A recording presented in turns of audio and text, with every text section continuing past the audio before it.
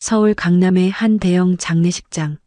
검은 정장이 빼곡히 들어선 가운데 민우그룹 윤태민 전무의 영정이 놓여 있습니다. 그날 회장 윤서연은 단 한 방울의 눈물도 흘리지 않았습니다. 언론은 그녀를 철의 여장부라 불렀고 사람들은 그 냉정함을 당연하게 여겼죠. 그런데 그때 문이 열렸습니다. 낡은 운동화를 신은 10살 남짓한 소년이 들꽃 한 송이를 손에 쥔 채 조용히 걸어 들어왔습니다. 그리고 영정 앞에서 무릎을 꿇더니 아무도 예상 못한 한마디를 남겼습니다. 아빠, 저 왔어요. 순간 모든 카메라의 플래시가 멈추고 회장의 손이 떨리기 시작했습니다. 그날 이후 그 소년의 한마디가 여 회장의 인생 전체를 무너뜨리게 될 줄 누구도 몰랐습니다. 사연 시작 전에 구독과 좋아요 눌러주시고요. 지금 어디에서 보고 계신지 댓글로 남겨주세요. 한 분 한 분께 따뜻하게 인사드리고 싶습니다. 장례식장에 들꽃을 든 아이가 나타났을 때 저는 제 인생이 무너지는 소리를 들었습니다. 43살 외동아들 태민의 영정 앞에서 말입니다. 그날 저는 단 한 방울의 눈물도 흘리지 않았습니다. 민우그룹 회장이라는 자리가 그것을 허락하지 않았거든요. 평생 감정을 드러내지 않는 것이 저를 여기까지 이끌어온 힘이었습니다. 특히 여자가 재벌 총수 자리에 서려면 말이죠. 수백 개의 카메라 플래시가 터졌습니다. 기자들은 제 표정 하나하나를 놓치지 않으려 혈안이 되어 있었습니다. 냉혈한이라는 기사 제목은 이미 예상하고 있었습니다. 조문객들이 낮은 목소리로 위로를 건넬 때도 저는 기계적으로 고개만 숙였습니다. 회장님, 아드님의 갑작스러운 사고에 대해 한 말씀 부탁드립니다. 대답하지 않았습니다. 그저 영정 속 태민의 미소만 바라봤습니다.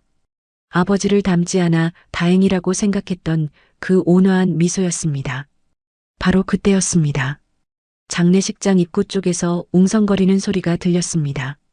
사람들의 시선이 일제히 한쪽으로 쏠렸습니다. 저도 고개를 돌렸습니다. 낡은 운동화를 신은 아이가 걸어 들어오고 있었습니다.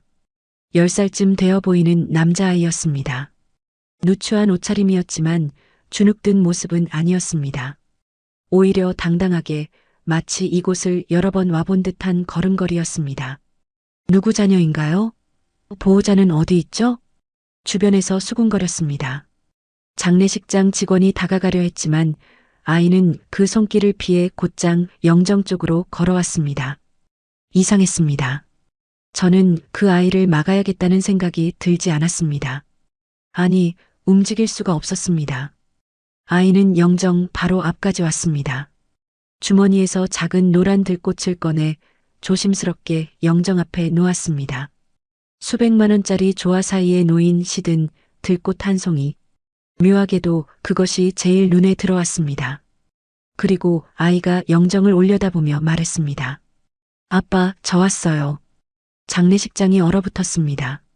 카메라 셔터 소리조차 멈췄습니다. 심장이 멎었습니다. 맑고 또렷한 목소리였습니다. 슬픔은 이때, 원망은 없는 마치 오랜만에 만난 아버지에게 인사하듯 자연스러운 말투였습니다. 저는 그제야 아이의 얼굴을 제대로 봤습니다. 숨이 막혔습니다. 눈이 태민과 똑같았습니다. 코의 선, 인매, 이마의 곡선까지 전부 어린 시절 태민의 모습 그대로였습니다. 마치 30년 전 사진 속에서 태민이 걸어 나온 것 같았습니다. 어머니, 괜찮으세요? 유나가 제 팔을 붙잡았습니다. 그제야 제가 몸을 가누지 못하고 있다는 걸 깨달았습니다. 하지만 시선은 그 아이에게서 떼어낼 수 없었습니다. 아이는 영정을 바라보며 작은 손으로 사진 테두리를 쓰다듬었습니다. 너무나 자연스러운 손길이었습니다. 수없이 이렇게 해온 것처럼 익숙한 동작이었습니다. 저기요, 부모님은 어디 계시니? 장례식장 직원이 다가갔습니다. 아이는 담담하게 대답했습니다. 혼자 왔어요. 지하철 타고요. 조문객들이 다시 술렁이기 시작했습니다. 기자들의 카메라가 일제히 아이를 향했습니다. 이 상황을 빨리 정리해야 했습니다. 직감적으로 알았습니다. 이대로 두면 큰일이 날 거라는 걸. 박 비서. 제 목소리는 낮고 차분했습니다. 박도윤이 즉시 제 곁으로 왔습니다. 조용히 별실로 데려가세요. 언론 노출 안 되게요. 알겠습니다, 회장님. 박도윤이 신속하게 움직였습니다. 하지만 아이를 데리고 가려는 순간 아이가 제 쪽을 돌아봤습니다. 우리의 시선이 마주쳤습니다.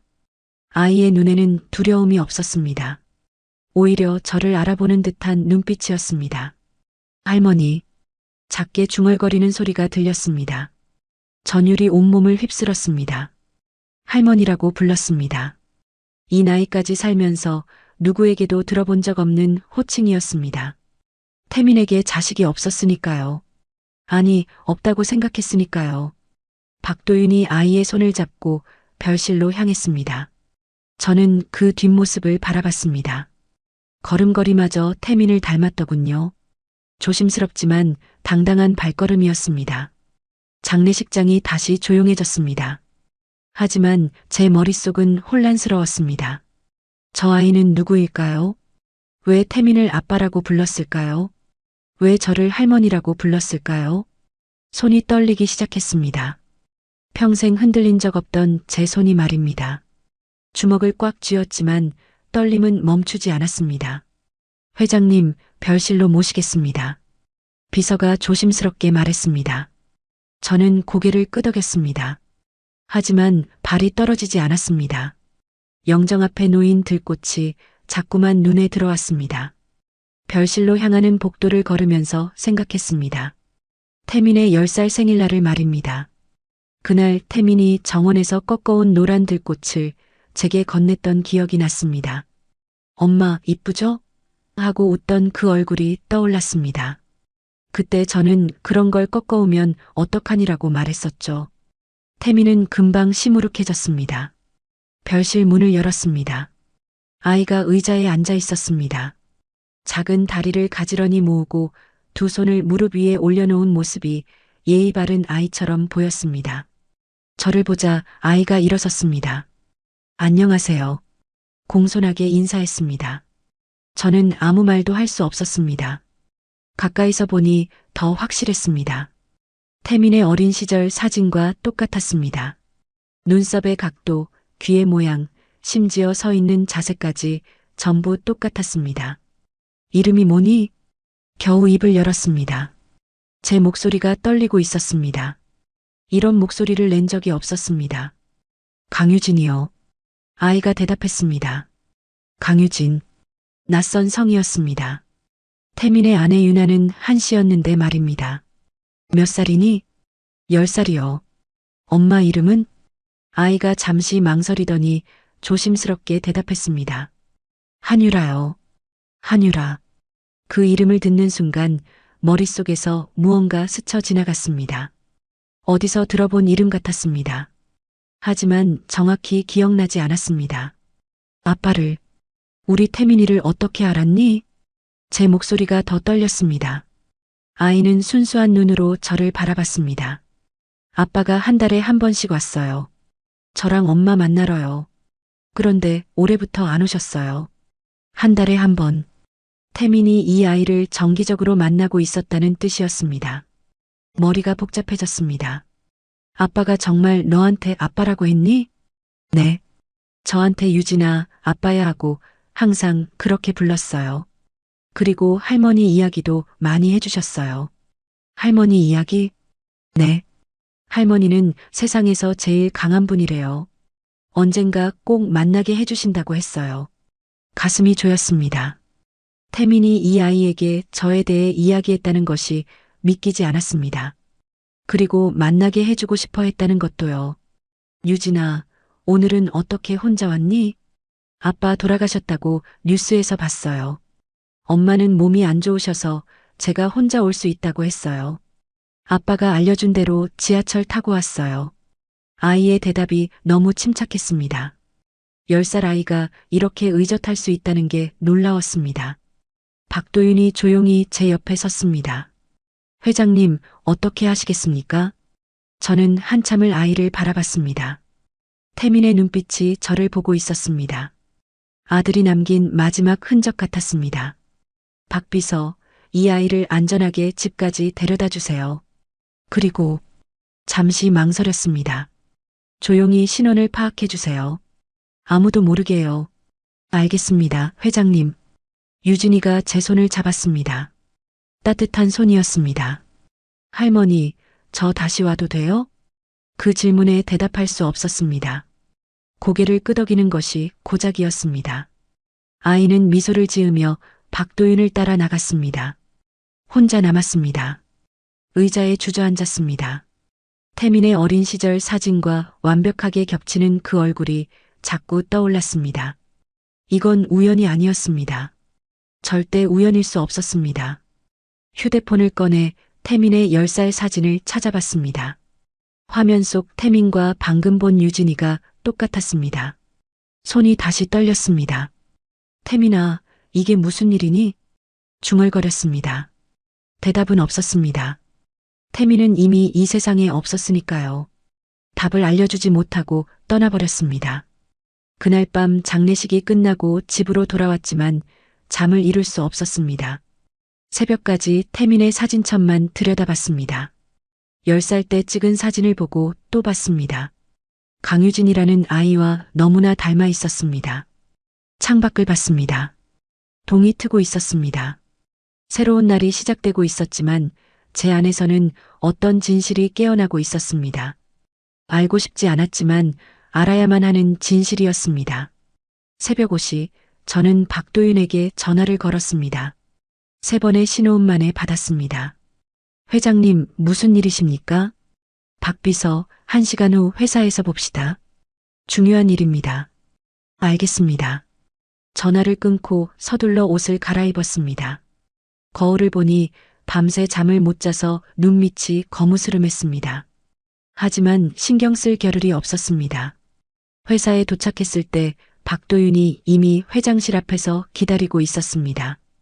그의 손에는 두꺼운 서류 봉투가 들려 있었습니다. 들어오세요. 회장실 문을 열고 들어갔습니다.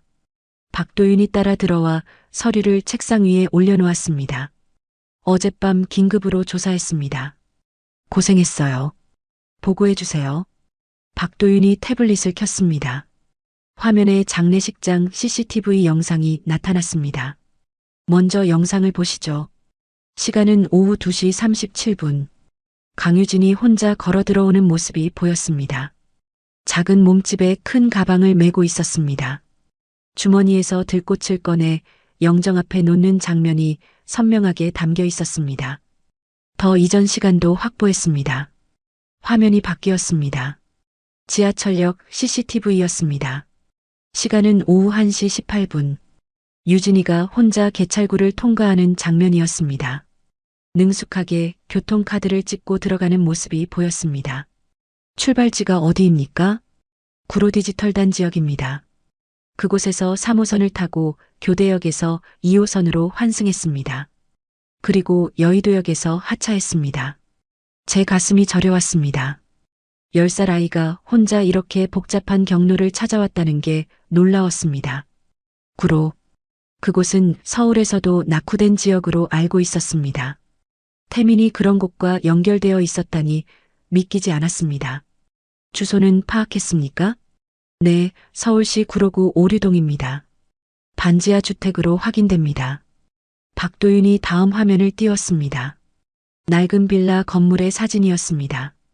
월세 40만 원짜리 원룸입니다. 10평 미만의 협소한 공간이고요. 40만 원. 저희 집 정원 관리비보다 적은 금액이었습니다. 어머니에 대한 정보는요? 한유라 39세, 무직으로 파악됩니다. 박도윤이 또 다른 서류를 꺼냈습니다. 그런데 회장님, 이 부분이 중요합니다. 뭔가요? 한유라는 12년 전 민우그룹에서 3개월간 인턴으로 근무한 기록이 있습니다. 심장이 쿵 내려앉았습니다. 우리 회사 직원이었다는 말입니까? 정확히 언제였죠? 2013년 6월부터 8월까지입니다. 그런데 갑작스럽게 해고 처리됐습니다. 2013년. 그때가 기억났습니다.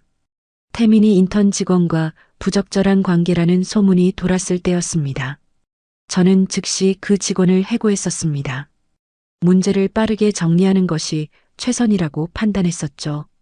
해고 사유는요? 기록에는 업무 부적합으로 되어 있습니다만 박도윤이 말을 멈췄습니다. 솔직하게 말해주세요. 당시 비서실 내부 보고서를 찾아봤습니다. 임원 자제와의 부적절한 관계 의심이라고 적혀 있었습니다. 제 손에서 서류가 떨어질 뻔했습니다. 그때 그 인턴이 한유라였습니다. 그리고 저는 그녀를 해고했습니다.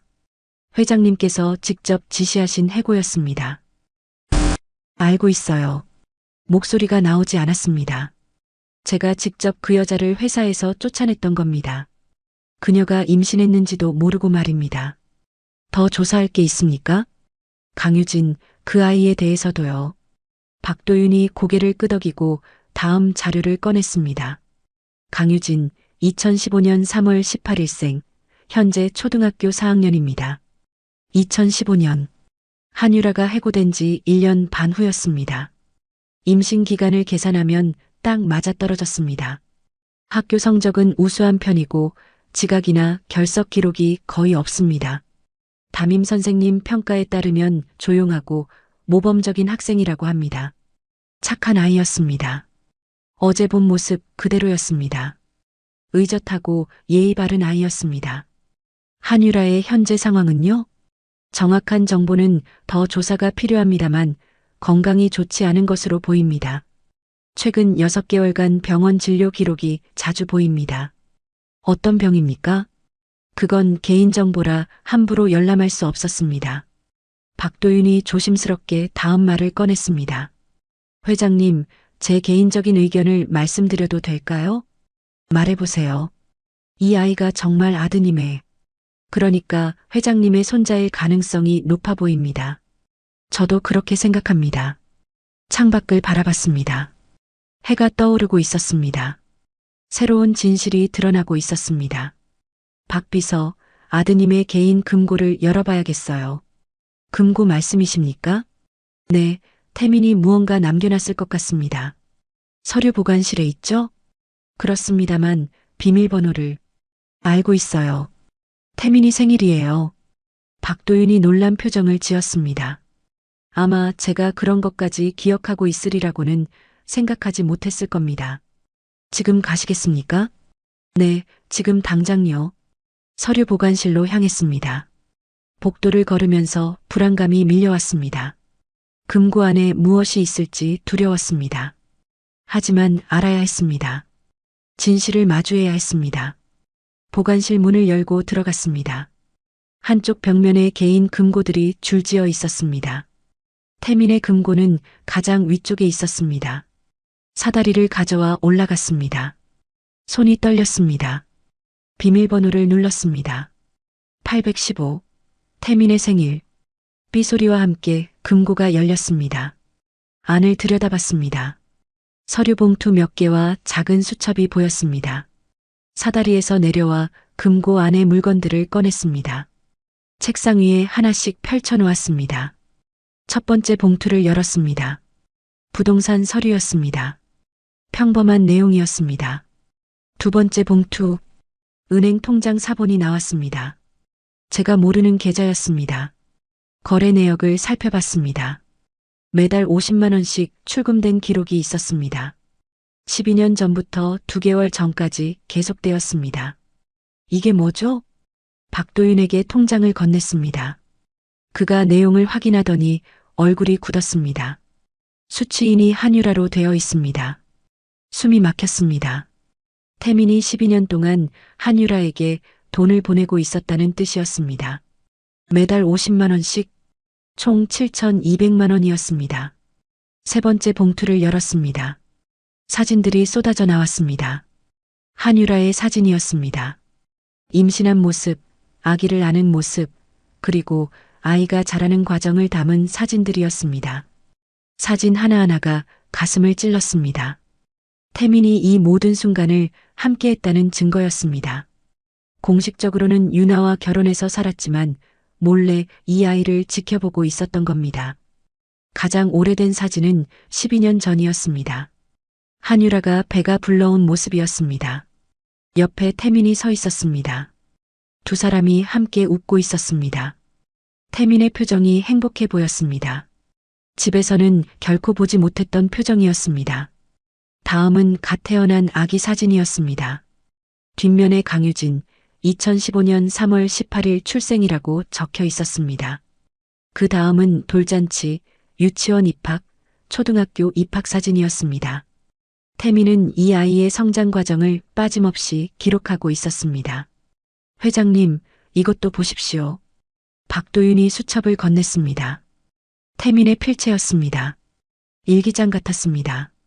손이 떨렸습니다. 펼치고 싶지 않았습니다. 하지만 펼쳐야 했습니다. 첫 페이지를 열었습니다. 2013년 7월 15일. 유라가 임신했다고 말했다. 내 아이라고. 어떻게 해야 할지 모르겠다. 유나와의 결혼, 회사, 모든 게 복잡하다. 하지만 이 아이를 포기할 수 없다. 다음 장을 넘겼습니다. 2013년 8월 20일. 유라가 해고됐다. 어머니께서 알아내신 것이다. 나는 아무것도 할 수 없었다. 회사를 위해서라고 하셨다. 유라에게 연락도 할 수 없다. 미안하다. 제 손에서 수첩이 떨어질 뻔했습니다. 어머니. 태민이 쓴 그 어머니는 저였습니다. 제가 한유라를 해고했던 겁니다. 임신한 줄도 모르고요. 회장님. 박도윤이 걱정스러운 눈으로 저를 바라봤습니다. 저는 고개를 저으며 계속 읽었습니다. 2015년 3월 18일. 유진이가 태어났다. 병원에 갈 수 없었다. 멀리서 지켜볼 수밖에. 작고 빨간 얼굴이 보였다. 내 아들이다. 하지만 아버지 노릇을 할 수 없는 나는 무엇인가. 2016년 7월 3일. 처음으로 유진이를 안아봤다. 유라가 허락해줬다. 아이가 나를 보고 웃었다. 아빠라는 단어를 가르쳐주고 싶었지만 참았다. 아직은 안 된다. 2018년 5월 10일. 유진이가 유치원에 입학했다. 입학식에 갈 수 없어서 멀리서 지켜봤다. 다른 아이들은 아빠 손을 잡고 들어가는데 유진이는 혼자였다. 가슴이 찢어지는 것 같았다.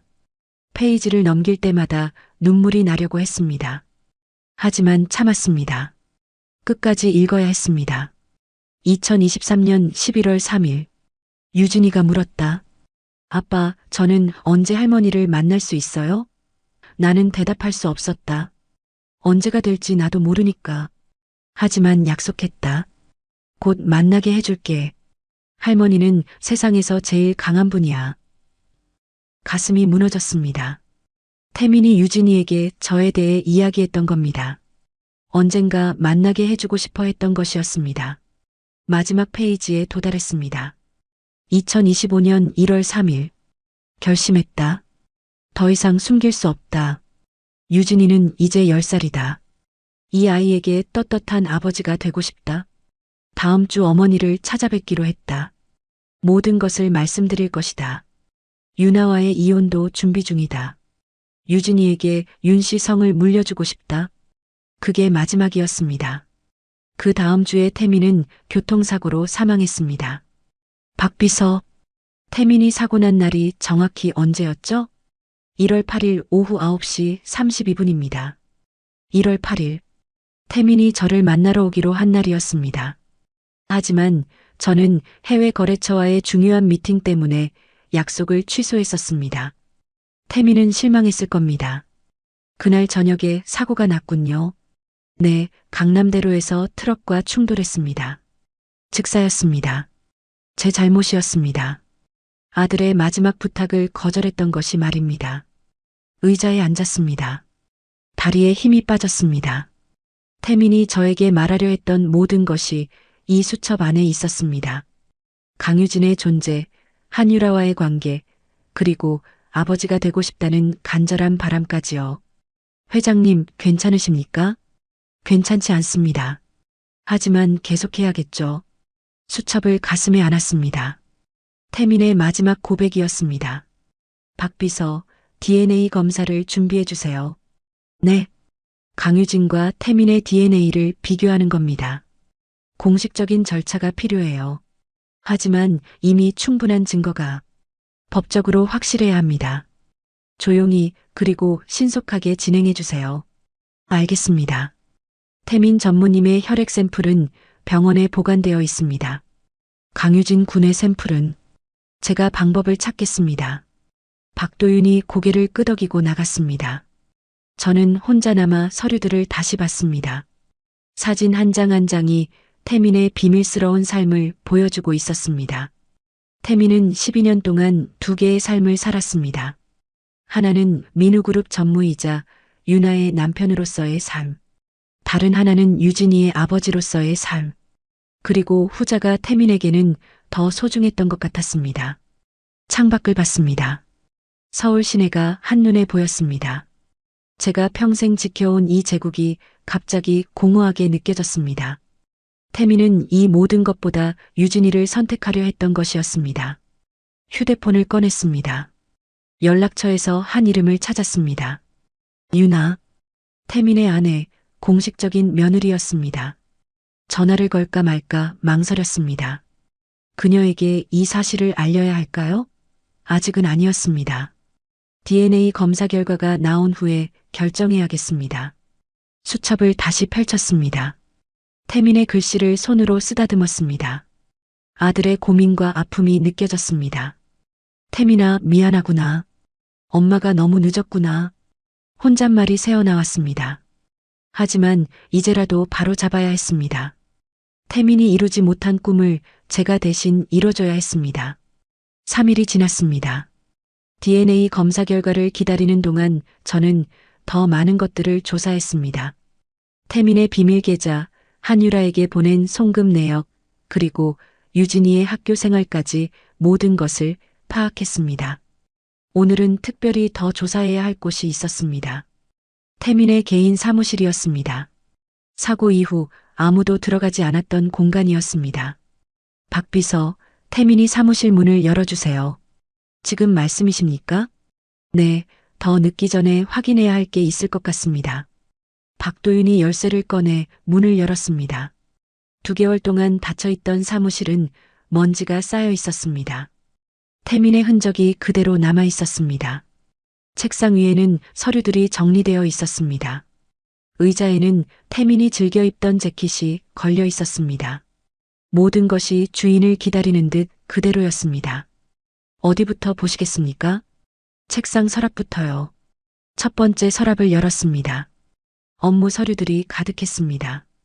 2번째 서랍도 마찬가지였습니다. 3번째 서랍을 열었을 때 뭔가 다른 것이 보였습니다. 작은 봉투 하나가 서랍 맨 밑에 숨겨져 있었습니다. 꺼내서 열어봤습니다. 편지 한 장이 들어 있었습니다. 어머니께. 태민의 글씨였습니다. 손이 떨렸습니다. 이 편지를 읽고 계신다면 저는 이미 이 세상에 없을 것입니다. 용기를 내지 못해 죄송합니다. 제게는 아들이 있습니다. 강유진 10살입니다. 한유라라는 여자와 사이에서 태어난 아이입니다. 어머니께서는 12년 전 그 여자를 해고하신 적이 있습니다. 하지만 그때 그녀는 이미 제 아이를 임신하고 있었습니다. 저는 말씀드릴 용기가 없었습니다. 12년 동안 숨겨왔습니다.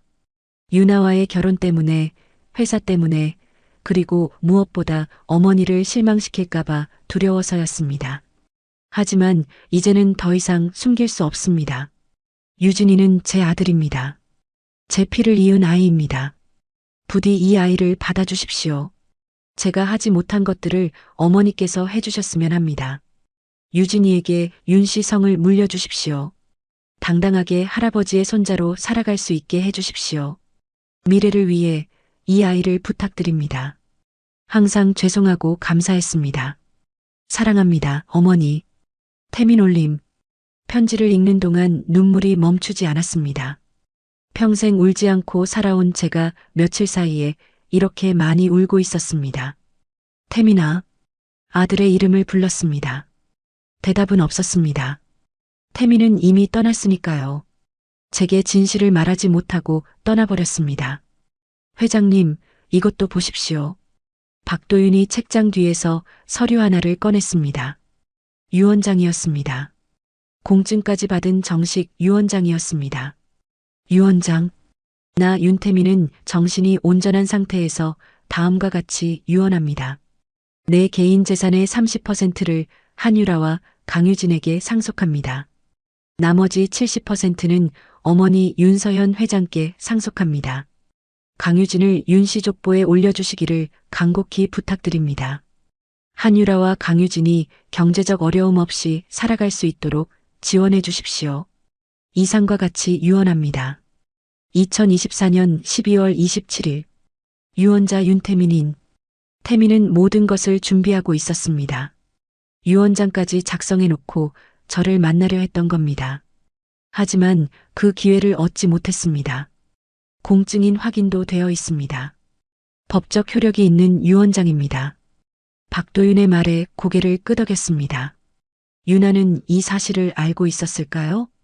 확인이 필요합니다만 아마도 모를 것으로 추정됩니다. 그렇겠죠. 알았다면 가만히 있지 않았을 테니까요. 서랍을 더 뒤져봤습니다. 또 다른 봉투가 나왔습니다. 열어보니 한유라의 진단서가 들어 있었습니다. 환자명 한유라, 진단명 만성 신부전증 3기, 소견 지속적인 약물 치료 및 정기 검진 필요, 투석 가능성 있음, 손에서 서류가 떨어졌습니다. 한유라가 아팠던 겁니다. 신장이 나빠서 투석까지 해야 할 상황이었습니다. 박 비서, 이 진단서가 언제 발급된 건가요? 2024년 10월 15일입니다. 태민이 사망하기 3개월 전이었습니다. 태민은 한유라의 병을 알고 있었던 것이었습니다. 그래서 더욱 서두르려 했던 게 아닐까요? 유진이를 제대로 된 자리에 앉히고 한유라도 치료받을 수 있게 하려고요. 신부전증이면 치료비가 많이 들지 않나요? 네, 투석을 시작하면 월 수백만 원이 들 수 있습니다. 40만 원짜리 월세방에 사는 한유라가 어떻게 그 돈을 감당할 수 있었을까요? 태민이 보내던 50만 원으로는 턱없이 부족했을 겁니다. 한유라의 현재 병원 기록을 확인해 주세요. 알겠습니다. 책상 위를 더 살펴봤습니다. 달력이 있었습니다. 태민이 직접 손으로 쓴 메모들이 가득했습니다. 3월 18일 유진이 생일, 선물 준비. 4월 10일 유라 병원 동행. 5월 7일 유진이 학교 상담. 6월 15일 유라 약값 송금. 매달 빠짐없이 한유라와 유진이 관련 일정이 적혀 있었습니다.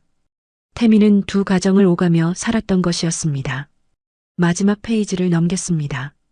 1월 8일에 동그라미가 쳐져 있었습니다. 1월 8일 어머니께 모든 것을 말씀드리는 날. 그날이었습니다.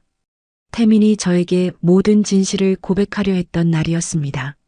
하지만 저는 약속을 취소했고 태민은 그날 밤 사고로 죽었습니다. 제 잘못입니다. 중얼거렸습니다. 만약 제가 그날 약속을 지켰다면 태민은 지금 살아 있었을까요? 아니면 그래도 사고는 일어났을까요? 회장님, 자책하지 마십시오. 박도윤이 위로했습니다. 하지만 그럴 수 없었습니다. 제가 12년 전에 한유라를 해고하지 않았다면, 제가 1월 8일 약속을 지켰다면 모든 것이 달라졌을지도 모릅니다. 휴대폰이 울렸습니다.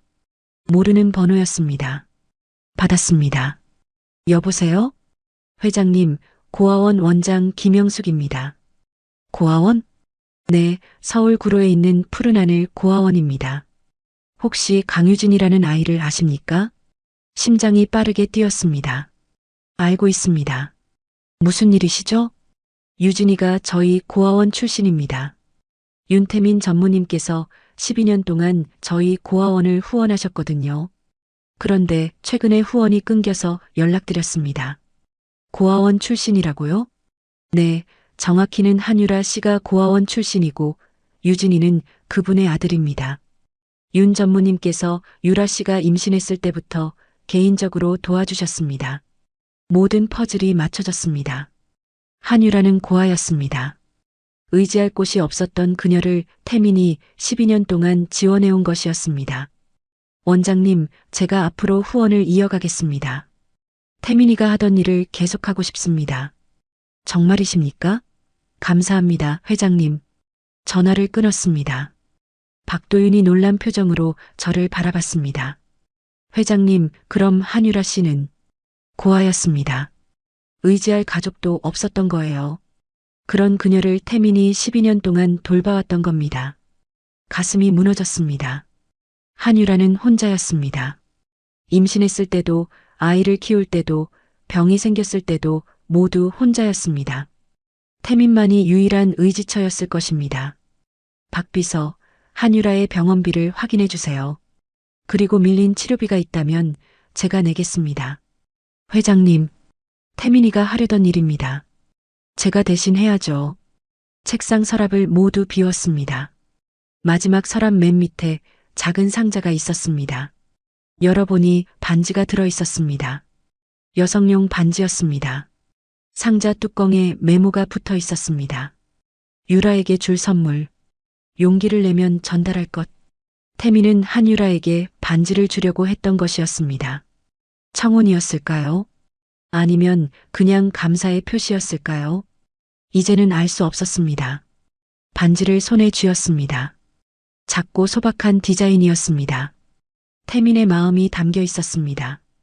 이것도 한유라에게 전해줘야겠어요. 회장님께서 직접 전하시겠습니까? 네, 태민이 대신 제가 해야죠. 시계를 봤습니다. 오후 4시였습니다. DNA 검사 결과는 내일 나온다고 했습니다. 그 결과를 확인하면 모든 것이 명확해질 것입니다. 박비서, 내일 결과가 나오면 즉시 연락해 주세요. 알겠습니다. 그리고 한유라와 유진이의 주소를 다시 확인해 주세요. 제가 직접 찾아가야 할 것 같습니다. 직접 가시겠습니까? 네, 이제는 피할 수 없어요. 직접 만나서 이야기해야 합니다. 박도윤이 고개를 끄덕였습니다. 저는 태민의 편지와 유언장, 그리고 반지를 챙겼습니다. 이것들을 가지고 한유라를 만나야 했습니다. 사무실을 나오면서 뒤를 돌아봤습니다. 태민의 흔적이 가득한 공간이었습니다. 이제 이곳은 다시 문을 닫아야 했습니다. 하지만 태민의 뜻은 계속 이어나가야 했습니다. 태민아, 내가 사랑했던 사람들을 내가 지켜줄게. 약속한다. 혼잣말로 다짐했습니다. 태민이 이루지 못한 꿈을 제가 대신 이뤄주겠다고 말입니다. 다음 날 아침 박도윤에게서 전화가 왔습니다. 회장님, DNA 검사 결과가 나왔습니다. 심장이 빠르게 뛰었습니다. 드디어 확실한 답을 알게 되는 순간이었습니다. 지금 회사로 오세요. 10분 안에 도착하겠습니다. 전화를 끊고 옷을 갈아입었습니다. 손이 떨렸습니다. 이미 마음속으로는 확신하고 있었지만 공식적인 결과를 받는다는 게 두려웠습니다. 회사에 도착했을 때 박도윤이 이미 회장실에서 기다리고 있었습니다. 그의 손에 봉투 2개가 들려 있었습니다. 들어오세요. 박도윤이 책상 앞에 섰습니다. 봉투를 제게 건넸습니다. 회장님께서 직접 확인하시겠습니까? 손을 내밀었지만 떨려서 제대로 잡을 수가 없었습니다. 제가 읽어드리겠습니다. 박도윤이 첫 번째 봉투를 열었습니다. 병원 로고가 박힌 검사 결과지였습니다. 피검사자 1 윤태민, 피검사자 2 강유진. 유전자 분석 결과. 그가 잠시 말을 멈췄습니다. 숨을 고르는 것 같았습니다. 친자관계 일치율 99.97%입니다. 세상이 멈춘 것 같았습니다. 귀가 멍멍했습니다. 알고 있었습니다. 이미 알고 있었지만 숫자로 확인하는 순간 모든 것이 현실이 되어버렸습니다. 99.97% 중얼거렸습니다. 강유진은 태민의 아들이었습니다. 제 손자였습니다. 의자에 기대 앉았습니다. 온몸에 힘이 빠졌습니다. 회장님, 괜찮으십니까? 괜찮습니다. 계속하세요. 박도윤이 2번째 봉투를 꺼냈습니다. 이건 제가 개인적으로 추가 의뢰한 검사입니다. 무슨 검사죠? 피검사자 1 윤서연, 피검사자 2 강유진. 조부 모손자 관계 검사입니다. 제 DNA도 검사했다는 말이었습니다. 언제 샘플을 채취했는지는 묻지 않았습니다. 결과는 일치율 99.94%입니다. 2번째 확인이었습니다. 이제 더 이상 의심의 여지가 없었습니다. 법적으로도 완벽하게 입증되었습니다. 강유진 군은 회장님의 친손자가 맞습니다. 검사 결과지를 받아들었습니다. 숫자들이 흐릿하게 보였습니다. 99.97%, 99.94% 확실한 증거였습니다. 책상 서랍을 열어 태민의 편지를 꺼냈습니다. 며칠 사이 수없이 읽은 편지였습니다. 미래를 위해 이 아이를 부탁드립니다. 태민의 목소리가 들리는 것 같았습니다. 이제 더 이상 미룰 수 없었습니다. 결정해야 했습니다. 박비서, 한유라에게 연락해 주세요. 오늘 만나고 싶다고요. 알겠습니다. 어디서 만나시겠습니까? 제가 직접 찾아가겠습니다. 박도윤이 놀란 표정을 지었습니다. 직접 구로동으로 가시겠다는 말씀이십니까? 네, 더 이상 미룰 수 없어요. 오늘 당장 가야겠습니다. 그럼 제가 동행하겠습니다. 아니요, 이번에는 혼자 가겠습니다. 회장님, 그건 위험합니다. 괜찮아요. 제가 가야 할 길입니다. 박도윤이 더 이상 말리지 않았습니다. 대신 한유라의 주소를 다시 확인해 줬습니다. 연락은 제가 드리겠습니다. 회장님께서 오후에 방문하신다고 전하겠습니다. 고맙습니다. 박도윤이 나가고 혼자 남았습니다. 검사 결과지를 다시 봤습니다. 99.97% 의심의 여지가 없는 숫자였습니다. 유진이의 얼굴이 떠올랐습니다. 태민의 눈을 가진 그 아이, 할머니라고 불렀던 그 맑은 목소리. 이제 그 아이는 공식적으로 제 손자였습니다. 점심도 먹지 못했습니다. 입맛이 없었습니다. 오후 2시가 되자 집으로 가서 옷을 갈아입었습니다. 평소 입던 정장이 아니라 간편한 옷을 선택했습니다. 운전기사를 부르지 않고 직접 차를 몰았습니다. 내비게이션에 구로동 주소를 입력했습니다. 출발했습니다. 강남을 벗어나 한강을 건넜습니다. 점점 건물들이 낮아지고 거리가 좁아졌습니다. 구로구에 들어서자 풍경이 완전히 달라졌습니다. 낡은 상가 건물, 페인트가 벗겨진 빌라, 좁은 골목길이 이어졌습니다. 이곳에서 유진이가 자라고 있었다는 게 믿기지 않았습니다. 주소를 찾아 골목으로 들어갔습니다. 3층짜리 빌라 건물이 나타났습니다. 외벽에 금이 가 있고 페인트가 벗겨져 있었습니다. 차에서 내렸습니다. 반지하로 내려가는 계단이 보였습니다. 심장이 빠르게 뛰었습니다. 계단을 천천히 내려갔습니다. 반지하 입구에 녹슨 철문이 있었습니다. 문패에 한유라라는 이름이 적혀 있었습니다. 이 문 너머에 답이 있었습니다. 12년 동안 태민이 지켜온 사람들이 있었습니다. 초인종을 눌렀습니다. 딩동 소리가 났습니다. 안에서 발소리가 들렸습니다. 문이 열렸습니다. 한유라가 나타났습니다. 수척한 얼굴에 창백한 안색이었습니다. 저를 보자 놀란 표정을 지었습니다. 회장님, 들어가도 될까요? 한유라가 망설이다가 고개를 끄덕였습니다. 문이 천천히 열렸습니다. 안으로 들어갔습니다. 비좁은 공간이었습니다. 10평도 안 되는 방에 부엌과 화장실이 함께 있었습니다. 창문은 반쯤 땅에 묻혀 있어서 햇빛이 거의 들어오지 않았습니다. 하지만 깨끗했습니다. 가난했지만 정리된 공간이었습니다. 한쪽에 유진이의 책상이 있었습니다. 공책과 연필이 가지런히 놓여 있었습니다. 앉으세요. 한유라가 의자를 내왔습니다. 저는 앉았습니다. 한유라는 서서 저를 바라봤습니다. 불안한 표정이었습니다. 유진이는 학교 갔나요? 네.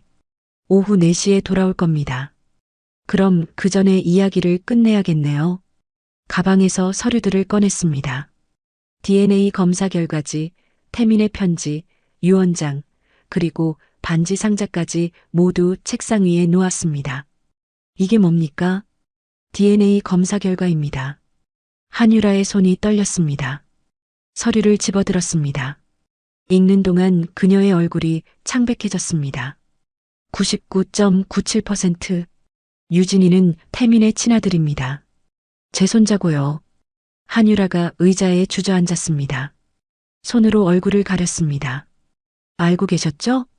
네, 알고 있었습니다. 왜 12년 동안 말하지 않았나요? 말할 수 없었어요. 태민 씨가 입장이 어려우니까요. 한유라가 눈물을 흘리기 시작했습니다. 저는 고아였어요. 의지할 곳이 없었습니다. 인턴으로 들어간 회사에서 태민 씨를 만났고 사랑에 빠졌어요. 그때는 그분이 결혼한 줄 몰랐습니다. 알게 된 건 언제였나요? 임신하고 나서였어요. 그때 태민 씨가 모든 걸 말해줬어요. 유나 씨와의 결혼, 회사 일, 그리고 한유라가 말을 멈췄습니다. 그리고 제가 당신을 해고했다는 것도요? 네, 그것도 알았어요. 침묵이 흘렀습니다. 무거운 침묵이었습니다. 미안합니다. 제 입에서 그 말이 나왔습니다. 평생 누구에게도 사과하지 않았던 제가 말입니다. 12년 전 제가 당신을 해고했습니다. 임신한 줄도 모르고요. 그것이 제 첫 번째 잘못이었습니다. 한유라가 고개를 들었습니다. 그리고 1월 8일 태민이 저를 만나러 오려고 했을 때 약속을 취소했습니다. 그게 제 두 번째 잘못이었습니다. 회장님, 태민이는 그날 밤 사고로 죽었습니다.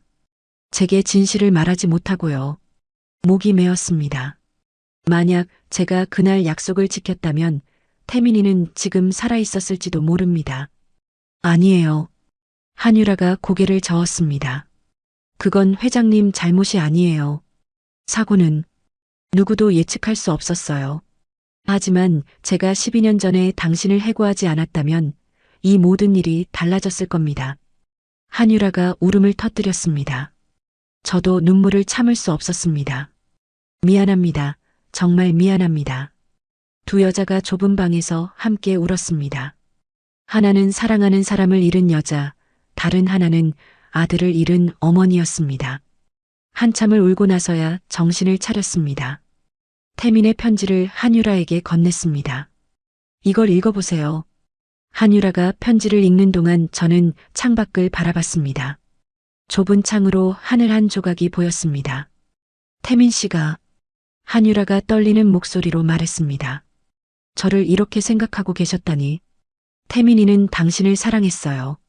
그리고 유진이를 정말 아꼈습니다. 유언장도 보여줬습니다. 재산의 30%를 당신과 유진이에게 상속한다고 했어요. 필요 없어요. 한유라가 고개를 저었습니다. 저는 돈이 필요한 게 아니에요. 그냥 태민 씨가 살아있었으면 좋겠어요. 저도 그래요. 하지만 이제 우리가 할 수 있는 건 태민이의 뜻을 이어가는 것뿐입니다. 반지 상자를 꺼냈습니다. 이것도 태민이가 당신에게 주려고 준비한 거예요. 상자를 열었습니다. 작은 반지가 들어 있었습니다. 한유라가 손으로 입을 가렸습니다. 이건 받으세요. 태민이의 마음입니다. 한유라가 반지를 꺼내 손가락에 끼워봤습니다. 딱 맞았습니다. 태민이 정확히 치수를 맞춰놨던 것이었습니다. 감사합니다, 회장님. 감사할 것 없어요. 제가 해야 할 일을 하는 것뿐이에요. 시계를 봤습니다. 오후 3시 50분이었습니다. 곧 유진이가 올 시간이었습니다. 한유라 씨, 제안이 하나 있습니다. 무엇인가요? 유진이를 제대로 키우고 싶습니다. 당신과 함께요. 한유라가 놀란 표정을 지었습니다. 무슨 말씀이세요? 유진이에게 윤 씨 성을 물려주고 싶습니다. 족보에 올리고 태민의 아들로서 당당하게 살게 하고 싶어요. 하지만 그러면 소문이 나면 어떻습니까? 사실인데요. 한유라가 망설였습니다. 저는 유진이가 차별받을까봐 두렵습니다. 제가 지켜줄 겁니다. 누구도 우리 손자를 함부로 대하지 못하게요. 현관문이 열렸습니다. 유진이가 돌아온 것이었습니다. 엄마 다녀왔어요. 밝은 목소리였습니다. 방으로 들어온 유진이가 저를 보고 멈춰 섰습니다. 할머니, 유진이가 달려왔습니다. 저는 자리에서 일어나 무릎을 꿇었습니다. 아이와 눈높이를 맞췄습니다. 유진아, 할머니가 너를 지켜줄게. 정말요? 그럼 내가 우리 태민이 아들이니까, 할머니 손자니까, 유진이의 눈에서 눈물이 흘렀습니다. 할머니, 저 이제 윤유진이 되어도 돼요? 물론이지. 당당하게 윤유진으로 살아가렴. 아이가 제 품에 안겼습니다. 작고 따뜻한 몸이었습니다. 태민을 처음 안았을 때의 느낌이 떠올랐습니다. 한유라도 다가와 함께 안았습니다. 세 사람이 좁은 반지하 방에서 서로를 안고 울었습니다. 창밖으로 햇살이 들어왔습니다. 반쯤 묻혀있던 창을 통해서였지만 따뜻한 빛이었습니다. 마치 태민이 보내는 빛 같았습니다. 태민아, 약속 지킬게. 내가 사랑했던 사람들을 내가 지켜줄게. 마음속으로 다짐했습니다. 이제 시작이었습니다. 유진이를 제대로 된 자리에 앉히고 한유라도 치료받게 하고 태민이 원했던 가족을 만들어주는 일 말입니다. 의자에서 무너지려던 순간 유진이가 제 손을 꼭 잡았습니다. 할머니, 괜찮으세요? 괜찮아, 유진아. 이제 할머니는 괜찮단다. 정말 괜찮았습니다. 비로소 제 자리를 찾은 것 같았습니다. 할머니로서의 자리 말입니다. DNA 검사 결과를 받은 다음 날 저는 유나를 집으로 불렀습니다. 더 이상 미룰 수 없었습니다. 태민의 공식적인 아내였던 그녀에게 진실을 말해야 했습니다. 어머님, 갑자기 부르셔서 궁금했어요. 유나가 명품 가방을 들고 들어왔습니다. 태민이 죽은 지 2달밖에 안 됐는데 화려한 옷차림이었습니다. 상복을 벗은 지는 이미 오래였습니다. 앉으세요. 중요한 이야기가 있어요. 무슨 일이세요? 표정이 심각하시네요. 거실 소파에 마주 앉았습니다. 제 손에는 DNA 검사 결과지가 들려 있었습니다. 유나 씨, 장례식 때 이상한 아이가 왔던 거 기억하시죠? 아, 그 아이요? 어머님께서 조용히 돌려보내셨다고 들었는데요. 그 아이에 대해 조사했습니다. 유나의 표정이 미세하게 변했습니다. 조사요? 왜요? 그 아이가 태민을 아빠라고 불렀거든요. 순간 거실이 조용해졌습니다. 유나가 저를 빤히 쳐다봤습니다. 설마 그게 사실이라는 건 아니시죠? 사실입니다. 검사 결과지를 유나에게 건넸습니다. 그녀는 떨리는 손으로 서류를 받았습니다.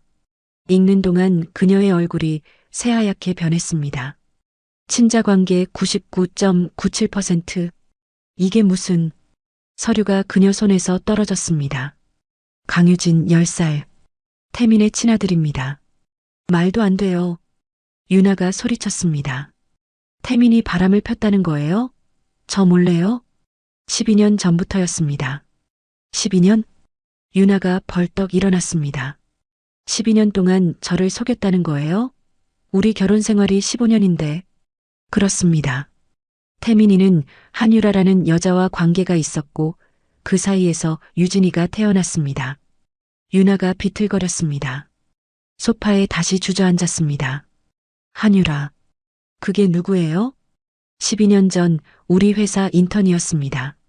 제가 해고했던 직원이고요. 그럼 어머님도 알고 계셨어요? 아니요, 최근에야 알았습니다. 당시에는 그녀가 임신한 줄 몰랐어요. 유나가 손으로 얼굴을 가렸습니다. 어깨가 떨렸습니다. 믿을 수가 없어요. 태민이가, 그 사람이 저한테 그럴 줄은. 유나 씨, 진정하세요. 진정하라고요? 15년 결혼 생활이 거짓이었는데 어떻게 진정해요? 유나가 다시 소리를 질렀습니다. 저는 아이도 못 낳았어요. 태민이 원해서 검사도 받고 치료도 받았는데 알고 보니 태민한테는 이미 아들이 있었던 거네요. 처음 듣는 이야기였습니다. 유나가 불임이었다는 것을요. 그것 때문에 얼마나 자책했는지 아세요? 시댁의 대를 잇지 못해서 얼마나 죄송했는지. 유나가 울기 시작했습니다. 진심으로 괴로워하는 것 같았습니다. 하지만 알고 보니 태민은 이미 다른 여자한테 아들이 있었던 거예요. 저를 완전히 바보로 만든 거잖아요. 태민이도 괴로워했을 겁니다. 괴로워요? 두 여자 사이에서 줄타기 하면서요? 유나의 목소리가 날카로워졌습니다. 저는 정식 아내예요. 법적으로 인정받은 배우자고요. 그런데 이제 와서 사생아를 인정하라는 겁니까? 사생아라는 표현은 쓰지 말아주세요. 제 목소리도 차갑게 식었습니다. 그 아이는 태민의 아들입니다. 제 손자고요. 손자라고요? 인정하시겠다는 거예요? 이미 인정했습니다. 유진이에게 윤 씨 성을 물려줄 겁니다. 유나가 믿을 수 없다는 표정으로 저를 봤습니다. 어머님, 정신 차리세요. 그러면 민우그룹 이미지가 어떻게 돼요? 이미지보다 중요한 게 있습니다. 뭐가요? 사생아요? 제 손자입니다. 유나가 비웃었습니다. 정말 그 아이를 인정하시려는 거군요. 저를 완전히 무시하고요. 당신을 무시하는 게 아니에요. 하지만 유진이는 태민의 아들이고 그 사실을 부정할 수 없어요. 법적으로는 제가 태민의 유일한 배우자입니다. 재산 상속권도 저한테 있고요. 태민이는 유언장을 남겼습니다. 재산의 30%를 유진이와 한유라에게 상속한다는 내용입니다. 유나의 얼굴이 일그러졌습니다. 유언장이요? 언제 작성한 거죠? 작년 12월입니다. 공증도 받았어요. 말도 안 돼요. 그건 무효예요. 법적으로 유효합니다. 유나가 가방을 집어들고 일어났습니다. 좋아요. 법적으로 해결하죠. 제 변호사를 부르겠어요. 유나 씨, 저는 15년 동안 윤 씨 며느리로 살았어요. 이제 와서 제 자리를 빼앗기지 않을 겁니다. 아무도 당신 자리를 빼앗으려는 게 아니에요. 거짓말. 그 여자와 아이를 받아들이면 제 입지가 어떻게 돼요? 저는 아이도 못 낳은 여자가 되는 거잖아요. 유나가 문 쪽으로 걸어갔습니다. 하지만 문을 열기 전에 돌아섰습니다. 어머님, 마지막으로 묻겠어요. 정말 그 아이를 인정하실 거예요? 네. 그럼 저도 제 방법대로 하겠습니다. 유언장 무효 소송을 제기할 거예요. 그렇게 하세요. 하지만 결과는 바뀌지 않을 겁니다. 유나가 문을 세게 닫고 나갔습니다. 쿵 소리가 울렸습니다. 혼자 남았습니다. 예상했던 반응이었습니다. 유나가 순순히 받아들일 리 없었죠. 창밖을 봤습니다. 해가 지고 있었습니다. 곧 밤이 올 것입니다. 휴대폰을 꺼내 박도윤에게 전화했습니다. 박 비서, 유나 씨가 법적 대응을 하려고 합니다. 예상하셨죠? 네, 하지만 문제 없습니다. 태민이 유언장은 완벽하니까요. 한유라 씨와 유진 군은 어떻게 하시겠습니까? 보호해야 합니다. 유나가 무슨 짓을 할지 모르니까요. 경호원을 배치하겠습니다. 그렇게 해주세요. 그리고 내일 이사회를 소집해주세요. 이사회요? 공식적으로 발표해야 합니다. 유진이의 존재를요. 회사 내부에서 반발이 있을 겁니다. 상관없어요. 제 결정입니다. 전화를 끊었습니다. 이제 시작이었습니다. 유나와의 법적 싸움, 이사회 설득, 그리고 언론 대응까지 해야 할 일이 산더미였습니다. 하지만 물러설 수 없었습니다. 태민이 제게 맡긴 마지막 부탁이었으니까요. 밤이 되었습니다. 비가 내리기 시작했습니다. 창밖을 보니 빗물이 유리창을 타고 흘러내렸습니다. 차를 몰고 다시 구로동으로 향했습니다. 한유라에게 오늘 있었던 일을 알려줘야 했습니다. 유나가 법적 대응을 한다는 것을요. 빗속을 달렸습니다. 와이퍼가 빠르게 움직였습니다. 도로는 미끄러웠습니다. 구로동에 도착했습니다. 골목은 더 어두웠습니다. 비에 젖은 골목은 을씨년스러웠습니다. 차에서 내려 우산을 폈습니다. 반지하로 내려가는 계단이 물에 잠겨 있었습니다. 조심스럽게 내려갔습니다. 초인종을 눌렀습니다. 안에서 발소리가 들렸습니다. 문이 열렸습니다. 한유라가 놀란 표정으로 나타났습니다. 회장님? 이 밤에 왜? 들어가도 될까요? 중요한 이야기가 있어요. 한유라가 문을 열어줬습니다. 안으로 들어갔습니다. 우산에 물을 털었습니다. 유진이는 잤나요? 네, 방금 재웠어요. 거실로 갔습니다. 앉았습니다. 한유라도 앉았습니다. 오늘 유나를 만났습니다. 태민 씨 부인이요? 네, DNA 검사 결과를 보여줬어요. 한유라의 얼굴이 굳었습니다. 어떻게 반응하셨나요? 예상대로 분노했습니다. 법적 대응을 하겠다고 했어요. 그럼 어떻게 되는 건가요? 걱정하지 마세요. 태민이 유언장이 있어요. 법적으로 문제 없습니다. 하지만 한유라는 불안한 표정이었습니다. 저 때문에 회장님이 곤란해지시는 건 아닌가요? 아니에요. 이건 제가 해야 할 일입니다. 하지만 한유라 씨 들어보세요. 제가 그녀의 손을 잡았습니다. 앞으로 힘든 일이 있을 겁니다. 유나의 소송, 언론의 관심, 사람들의 시선 모두 견뎌야 해요. 저는 괜찮아요. 유진이만 상처받지 않으면 돼요. 유진이도 보호할 겁니다. 제가 약속해요. 한유라가 눈물을 흘렸습니다. 왜 이렇게까지 해주세요? 저는 그저 당신은 태민이가 사랑한 사람이에요.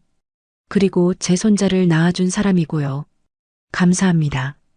감사할 것 없어요. 이건 제 의무예요. 밖에서 천둥 소리가 들렸습니다. 비가 더 거세게 내렸습니다. 오늘 밤은 여기 계시다 가세요. 비가 너무 많이 와요. 아니에요, 괜찮습니다. 위험해요. 제 방을 쓰세요. 저는 유진이랑 같이 잘게요. 한유라의 배려였습니다. 거절할 수 없었습니다. 작은 방에 누웠습니다. 천장을 바라봤습니다. 빗소리가 들렸습니다. 태민이 생각났습니다. 이런 비 오는 날에도 태민은 이곳을 찾아왔을 것입니다. 유진이와 한유라를 만나기 위해서요. 태민아, 엄마가 잘 해낼 수 있을까? 혼잣말이 새어나왔습니다. 대답은 없었습니다. 하지만 마음속에서 태민의 목소리가 들리는 것 같았습니다. 할 수 있어요, 엄마. 믿어요. 눈을 감았습니다. 내일부터 본격적인 싸움이 시작될 것입니다. 하지만 두렵지 않았습니다. 지켜야 할 사람들이 있었으니까요.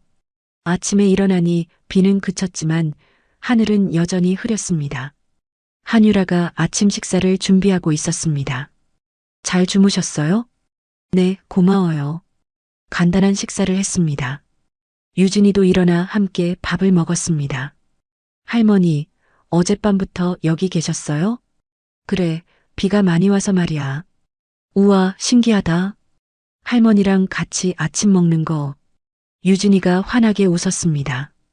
그 미소가 태민과 똑같았습니다. 식사를 마치고 거실로 갔습니다. 창밖을 보니 골목이 비에 젖어 있었습니다. 한유라 씨, 잠깐 이야기할 수 있을까요? 네. 유진이를 방으로 보내고 둘이서 앉았습니다. 태민이에 대해 더 알고 싶어요. 당신이 아는 태민이 말이에요. 한유라가 잠시 생각하더니 입을 열었습니다. 태민 씨는 참 따뜻한 사람이었어요. 따뜻했다고요? 네, 회사에서는 냉정해 보였지만 저한테는 항상 다정했어요. 한유라가 미소 지었습니다. 슬픈 미소였습니다. 처음 만난 날 기억나세요? 2013년 6월이었어요. 제가 인턴으로 들어간 첫날이었죠. 어떻게 만났나요? 엘리베이터에서였어요. 제가 서류를 떨어뜨렸는데 태민 씨가 주워주셨어요. 한유라의 눈에 추억이 떠올랐습니다. 그때 태민 씨가 말씀하셨어요. 천천히 해도 괜찮아요. 일은 급하지 않으니까요. 그 말이 정말 위로가 됐어요. 그래서 사랑에 빠진 건가요? 네. 고아원에서 자란 저한테는 그런 따뜻한 말이 처음이었어요. 한유라가 눈물을 닦았습니다. 그 후로 자주 마주쳤어요. 태민 씨가 일부러 제 층에 오신 것 같았어요. 점심도 같이 먹고 퇴근 후에 커피도 마시고. 태민이가 결혼했다는 건 언제 알았나요? 2달 후였어요. 다른 직원한테 들었죠. 한유라의 목소리가 떨렸습니다. 충격이었어요. 태민 씨를 만나지 말아야겠다고 생각했죠. 하지만 못 끊었군요. 네. 그리고 임신한 걸 알았어요. 태민 씨한테 말했을 때 그분도 놀라셨어요. 태민이가 뭐라고 했나요? 책임지겠다고 하셨어요. 하지만 당장은 어렵다고, 시간이 필요하다고. 한유라가 울기 시작했습니다. 그 사이에 회장님께서 저를 해고하셨어요. 태민 씨는 막지 못하셨어요. 제 가슴이 아팠습니다. 미안해요. 제가 당신을 몰아냈어요. 아니에요. 회장님 잘못이 아니에요. 아니, 제 잘못이 맞아요. 자리에서 일어났습니다. 그리고 한유라 앞에 무릎을 꿇었습니다. 회장님, 왜 이러세요? 한유라가 놀라서 저를 일으키려 했습니다. 안 돼요. 이렇게 해야 해요. 하지만 12년 동안 당신을 모른 척 했어요. 태민이가 힘들어할 때도 유진이가 태어났을 때도 전혀 몰랐어요. 눈물이 흘러내렸습니다. 당신은 혼자서 모든 걸 감당했어요. 임신도 출산도 아이 키우는 것도 괜찮았어요. 태민 씨가 도와주셨으니까요.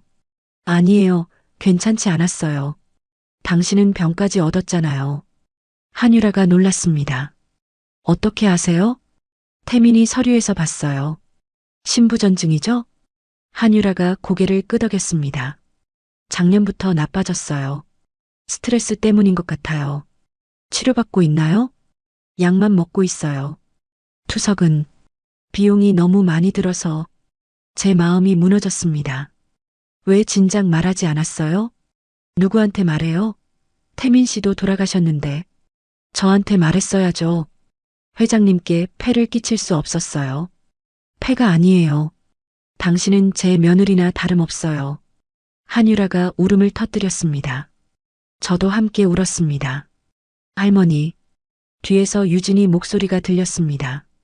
돌아보니 유진이가 문 앞에 서 있었습니다. 할머니, 왜 울어요? 유진이가 다가왔습니다. 작은 손으로 제 눈물을 닦아줬습니다. 할머니, 이제 울지 마세요. 그 말에 더 큰 눈물이 쏟아졌습니다. 유진아, 엄마도 울지 마세요. 할머니가 이제 우리 지켜주신대요. 유진이가 저와 한유라를 안았습니다. 작은 팔이 우리 둘을 감쌌습니다. 세 사람이 함께 안고 울었습니다. 좁은 반지하 방에서 말입니다. 한참을 울고 나니 마음이 가벼워졌습니다. 12년간 쌓였던 무게가 조금 내려간 것 같았습니다. 한유라 씨 약속할게요. 네. 유진이를 제대로 키울 거예요. 그리고 당신 병도 치료할 거예요. 회장님, 이제부터 당신은 혼자가 아니에요. 제가 있어요. 감사합니다. 감사할 것 없어요. 이건 제가 해야 할 일이에요. 유진이가 제 손을 잡았습니다. 할머니, 저 학교에서 윤유진이라고 불러도 돼요? 물론이지. 당당하게 윤유진으로 살아가렴. 와, 진짜요? 유진이가 환하게 웃었습니다.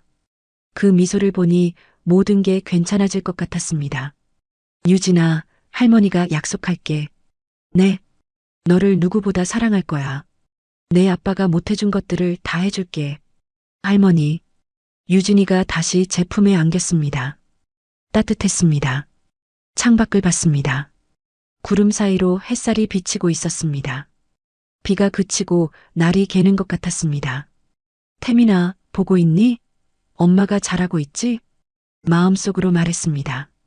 태민이 대답하는 것 같았습니다. 잘하고 계세요, 엄마. 고맙습니다.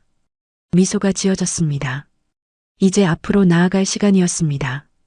일주일 후 저는 기자회견을 열기로 결정했습니다. 더 이상 숨길 수 없었습니다. 유나가 이미 소송을 제기했고 언론에서 소문이 돌기 시작했습니다. 회장님, 정말 하시겠습니까? 박도윤이 걱정스럽게 물었습니다. 해야죠. 제 입으로 직접 말하는 게 낫습니다. 하지만 회사 이미지보다 중요한 게 있어요. 기자회견장으로 향했습니다.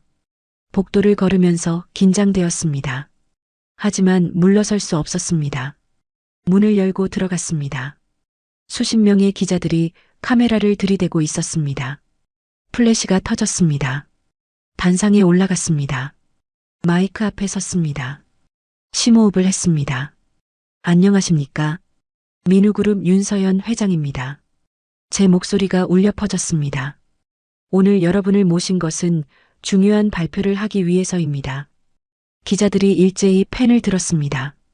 제 아들 윤태민에게는 아들이 있었습니다. 웅성거리는 소리가 들렸습니다. 강유진 10살입니다. DNA 검사를 통해 친자 관계가 확인되었습니다. 카메라 플래시가 미친 듯이 터졌습니다. 이 아이는 제 손자입니다. 앞으로 윤유진이라는 이름으로 살게 될 것입니다. 회장님, 한 기자가 손을 들었습니다. 그럼 태민 전무가 혼외자를 두었다는 건가요? 그렇습니다. 어머니는 누구입니까? 한유라 씨입니다. 12년 전 저희 회사에서 인턴으로 근무했던 분입니다. 그럼 태민 전무가 불륜을 저질렀다는 말씀이신가요? 그 질문에 잠시 멈췄습니다.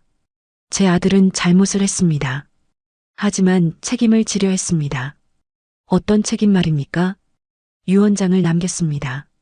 재산의 30%를 유진이와 한유라 씨에게 상속한다는 내용입니다.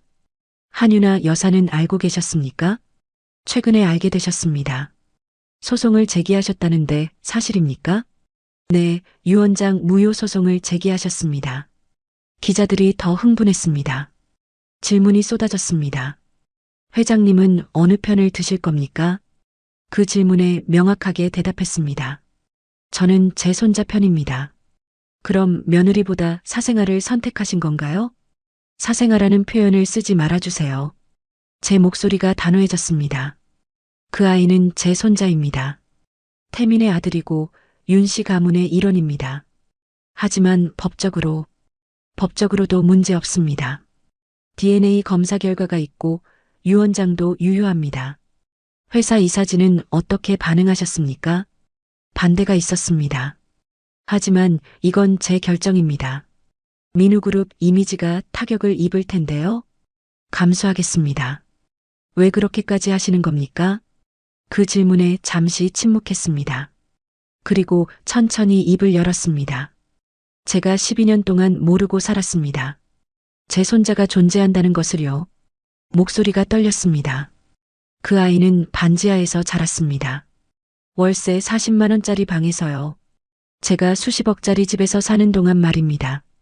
기자들이 조용해졌습니다. 이건 제 잘못입니다. 12년 전 한유라 씨를 해고한 것도 태민이가 저를 찾아오려 할 때 거절한 것도 모두 제 잘못입니다. 눈물이 나려고 했지만 참았습니다. 이제라도 바로잡고 싶습니다. 제 손자에게 당당한 삶을 살게 해주고 싶습니다. 기자회견장이 조용해졌습니다. 더 질문 있으십니까? 한 여기자가 손을 들었습니다. 용기 있는 결정이십니다. 응원하겠습니다. 그 말에 놀랐습니다.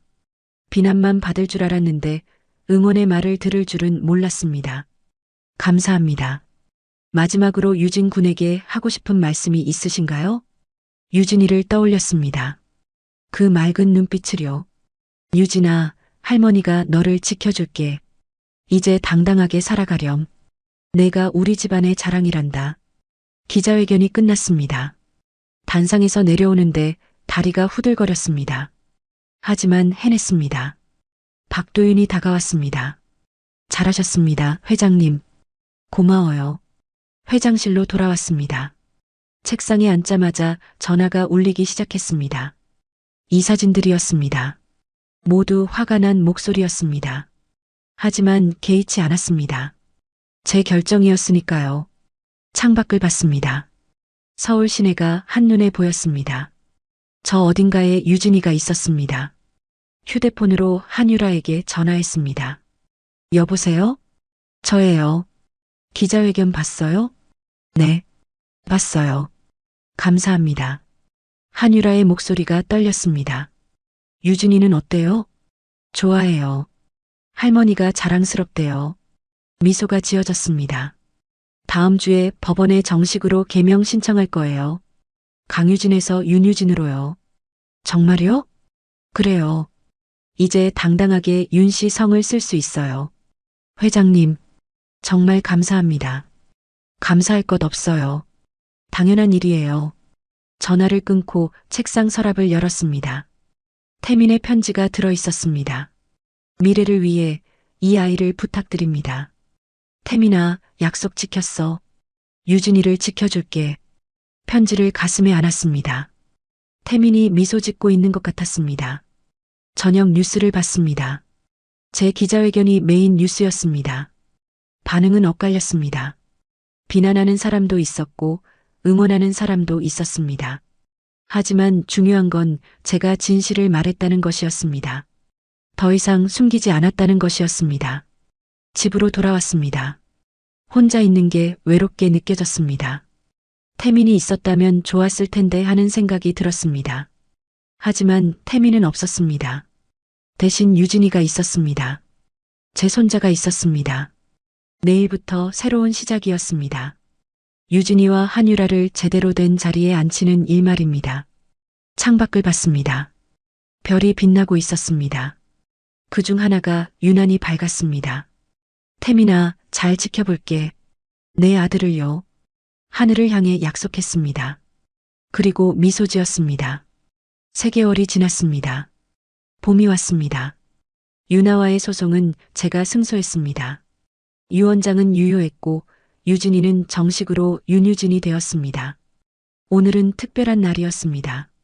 유진이와 한유라를 데리고 한강변 신축 현장을 방문하기로 한 날이었습니다. 할머니, 어디 가요? 유진이가 신나서 물었습니다. 할머니 회사에서 짓고 있는 건물 보러 가는 거야. 우와, 진짜요? 차에 탔습니다. 한유라도 함께였습니다.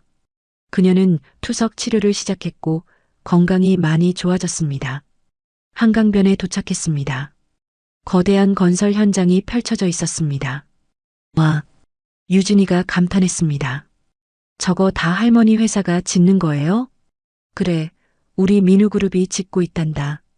현장으로 들어갔습니다. 안전모를 썼습니다.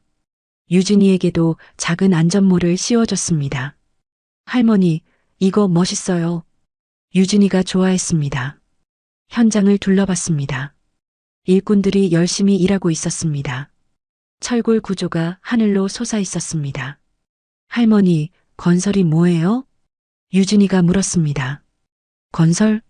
네, 할머니 회사가 건설회사잖아요. 그 질문에 미소가 지어졌습니다. 건설은 말이야. 유진이를 안아 올렸습니다. 무너진 걸 다시 세우는 거야. 무너진 거요? 그래, 없어진 것, 부서진 것, 망가진 것들을 다시 만드는 거지. 유진이가 고개를 끄덕였습니다. 그럼 할머니는 건물만 짓는 거예요? 아니야. 제가 유진이를 꼭 안았습니다. 마음도 짓는 거야. 사람도 짓는 거고. 사람을 지어요? 그래, 무너진 마음을 다시 세우고 상처받은 사람을 다시 일으켜 세우는 것도 건설이란다. 유진이가 생각하더니 말했습니다. 그럼 할머니가 저랑 엄마 마음을 다시 지어주신 거예요? 그 말에 눈물이 날 뻔했습니다. 그래, 맞아. 할머니가 너희 마음을 다시 지어준 거야. 고마워요, 할머니. 유진이가 제 볼에 뽀뽀했습니다. 따뜻했습니다. 한유라가 다가왔습니다. 회장님, 정말 감사합니다. 감사할 것 없어요. 우리 가족인데요. 가족. 한유라가 그 단어를 되뇌었습니다. 네, 가족이에요. 이제부터 우리는 가족입니다. 3사람이 함께 건설 현장을 걸었습니다. 햇살이 따뜻했습니다. 할머니, 저 나중에 크면 할머니 회사에서 일할 거예요. 그래, 그럼 열심히 공부해야겠구나. 네, 할머니처럼 멋진 사람이 될 거예요. 유진이의 말에 웃음이 났습니다. 현장 끝에 작은 정원이 있었습니다. 그곳에 노란 들꽃이 피어 있었습니다. 저 꽃 봐요. 유진이가 달려갔습니다. 할머니, 이거 아빠가 좋아하던 꽃이에요. 그래, 맞아. 내 아빠가 좋아하던 꽃이야. 들꽃 앞에 쪼그려 앉았습니다. 유진이도 옆에 앉았습니다. 할머니, 아빠가 하늘에서 보고 계실까요? 물론이지. 지금도 보고 계실 거야. 그럼 우리가 행복한 거 아실까요? 알고 계실 거야. 그리고 기뻐하실 거야. 유진이가 들꽃 한 송이를 꺾었습니다. 할머니, 이거 드릴게요. 고마워, 유진아. 들꽃을 받아들었습니다. 장례식장에서 유진이가 놓았던 그 들꽃이 생각났습니다. 할머니도 아빠한테 이 꽃 드려요. 그럴까? 하늘을 올려다봤습니다. 파란 하늘에 구름이 떠 있었습니다. 태민아, 받아라. 유진이가 주는 꽃이야. 들꽃을 하늘로 높이 들었습니다. 바람이 불었습니다. 꽃잎이 날렸습니다. 아빠 사랑해요. 유진이가 하늘을 향해 소리쳤습니다. 할머니도 사랑해요. 그 말에 눈물이 났습니다. 나도 사랑한다, 유진아. 그리고 태민아, 엄마도 사랑한다. 바람에 꽃잎이 흩날렸습니다. 하늘로 날아갔습니다. 태민에게 닿는 것 같았습니다. 한유라가 다가와 함께 하늘을 봤습니다. 세 사람이 함께 서 있었습니다. 이제 나는 사람을 짓습니다. 혼잣말이 새어나왔습니다. 건물이 아니라 사람을요. 유진이를 안아 올렸습니다. 한유라의 손을 잡았습니다. 우리 집으로 가자. 이제 진짜 집으로요. 네, 할머니. 차에 탔습니다. 출발했습니다. 한강변을 따라 달렸습니다. 창밖으로 벚꽃이 피어 있었습니다. 봄이 왔습니다. 새로운 시작이었습니다. 할머니, 저 정말 행복해요. 유진이가 말했습니다. 나도 행복하단다, 유진아. 정말 행복했습니다. 오랜만에 느끼는 진짜 행복이었습니다. 집에 도착했습니다. 이제 이곳은 유진이와 한유라의 집이기도 했습니다. 어서 와, 우리 집에. 현관문을 열었습니다. 유진이가 뛰어들어갔습니다. 와, 진짜 우리 집이에요? 그래, 이제 여기가 너희 집이야. 유진이가 곳곳을 뛰어다녔습니다. 웃음소리가 집안에 가득했습니다. 한유라가 저를 봤습니다. 회장님, 꿈만 같아요. 꿈이 아니에요. 현실이에요. 감사합니다. 이제 회장님이라고 부르지 마세요. 그럼 뭐라고 부르죠? 잠시 생각했습니다. 어머니라고 불러요. 우리 가족이니까요. 한유라가 눈물을 흘렸습니다. 어머니. 그래, 이제부터 나는 당신 어머니이기도 해요. 두 사람이 안았습니다. 오랜만에 느끼는 따뜻함이었습니다. 할머니, 엄마, 여기 와봐요. 유진이가 부르는 소리가 들렸습니다. 함께 유진이에게로 갔습니다. 유진이가 창가에 서 있었습니다. 저기 봐요. 별이 떴어요. 창밖을 봤습니다. 아직 낮인데 별 하나가 밝게 빛나고 있었습니다. 태민이구나. 중얼거렸습니다. 응, 아빠다. 유진이가 손을 흔들었습니다. 아빠, 우리 행복해요. 아빠도 행복하세요. 별이 더 밝게 빛났습니다. 태민이 대답하는 것 같았습니다. 나도 행복해. 고마워, 엄마. 사랑해, 유진아. 세 사람이 창가에 서서 별을 봤습니다. 새로운 가족이었습니다. 이제 나는 사람을 짓습니다. 다시 한번 다짐했습니다. 건물이 아니라 마음을 짓습니다. 가족을 짓습니다. 사랑을 짓습니다. 유진이가 제 손을 잡았습니다. 한유라가 다른 쪽 손을 잡았습니다. 따뜻했습니다. 이것이 진짜 건설이었습니다. 무너진 것을 다시 세우는 것, 상처받은 것을 치유하는 것, 사랑을 만드는 것. 창밖으로 해가 지고 있었습니다. 아름다운 노을이었습니다. 새로운 내일이 올 것입니다. 유진이와 함께, 한유라와 함께 새로운 가족으로 살아갈 내일이요. 태민아, 잘 지켜볼게. 우리 가족을요. 하늘을 향해 약속했습니다. 별이 반짝였습니다. 이야기는 여기서 끝입니다. 하지만 진짜 이야기는 이제부터 시작입니다. 윤서연 회장과 윤유진, 그리고 한유라의 새로운 산말입니다. 무너진 것을 다시 세우는 진짜 건설. 그것이 바로 사랑이었습니다.